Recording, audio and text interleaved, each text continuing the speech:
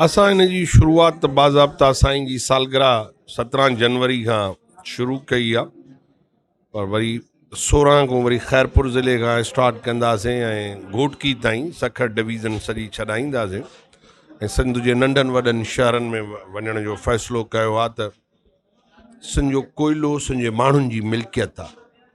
उन कोयले जी न फ़क़ति बिजली सिंध जे माण्हुनि खे ॾियो, पर उन जी पैदावारी दौलत बि सिंध जे माण्हुनि खे ॾियो।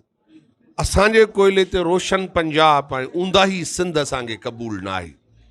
त तरक़ी जे नाले में तबाही जा के बि मनसूबा ऐं प्रोजेक्ट सिंध जे माण्हुनि खे क़बूल न आहिनि।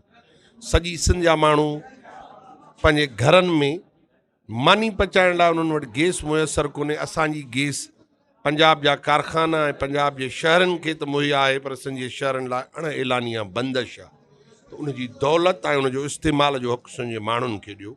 सिंध जे माण्हुनि जी ज़िंदगी तब्दील थिए। असांजा कुदरती वसीला जे असांजे तरक़ी ते इस्तेमालु न थींदा त सिंध इन ते सियासी तरह एहतजाज कंदी ऐं असां पंहिंजे अवाम खे रद्द अमल लाइ रोडनि ते आणींदासीं।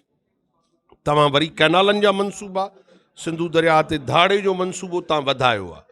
अॻे ई तव्हांजा मनसूबा ग़ैर क़ानूनी सिंधू दरिया ते क़ाइमु आहिनि, चश्मा जलम लिंक कैनाल खां वठी तल कैनाल ताईं, ऐं 6 कैनालनि ते तव्हां वरी मनसूबाबंदी करणु शुरू कई आहे। उन ते वरी पाणी रोकण असांजे लाइ फ़ैसिलो कयो अथव। पंहिंजे माण्हुनि वटि आगाही मुहिम जे लाइ वरी वेंदासीं त दरिया सिंध जे 6 करोड़ माण्हुनि जे जियापे जो वाहिद ऐं आख़िरी ज़रियो आहे।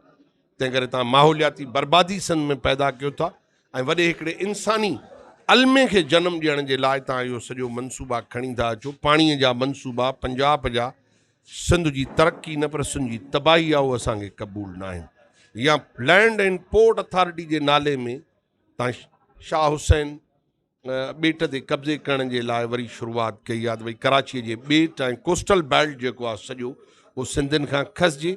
कोस्टल बेल्ट फितरी उन जी सूंहं, उते तव्हां तिमिर जा ॿेला हणण जे बजाए मक़ामी मुहाणनि खे रोज़गार करण जे ॾियण जे बजाए तव्हां उते वॾियूं हाई राइज़ बिल्डिंगूं ठाहींदव ऐं उहा तबाही आहे। उते केरु आबाद थींदो? बहरिया टाउन में तव्हां धारिया आबाद कया, कमांडर सिटी या ASF सिटी या DHA जेके रहाइशी स्कीमूं ऐं मेगा स्कीमूं आहिनि, उतां तव्हां ॿाहिरियां माण्हू खणी आया।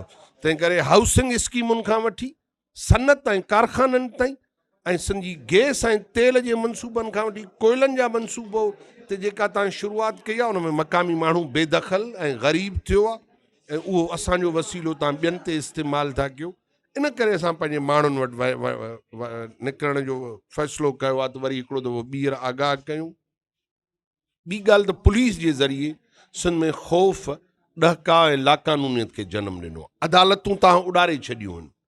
कंहिं पुलिस खे इख़्तियार ॾिनो आहे त पंहिंजी अदालत क़ाइमु करे, जंहिं ते शक आहे या ॾोह जो इल्ज़ाम आहे, तव्हां हुनखे गोलियूं हणी रोडनि ते फिटी कयो।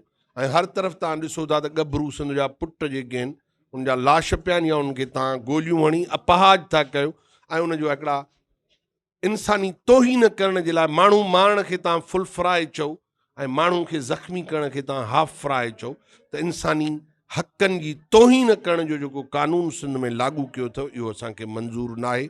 इन करे असां हिन ज़ुल्म लाक़ानून जे ख़िलाफ़ु पंहिंजे माण्हुनि वटि वञण जो फ़ैसिलो कयो आहे त हीउ जबर जो, हीउ बर्बादीअ जो निज़ाम क़बूल न आहे। सिंध जे माण्हुनि वटि बुख ऐं बदहाली ख़तमु करे उनजा वसीला, उनजी माली ऐं मादनी दौलत सिंध जे माण्हुनि खे ॾियो। नौजवाननि खे रोज़गार ॾियो।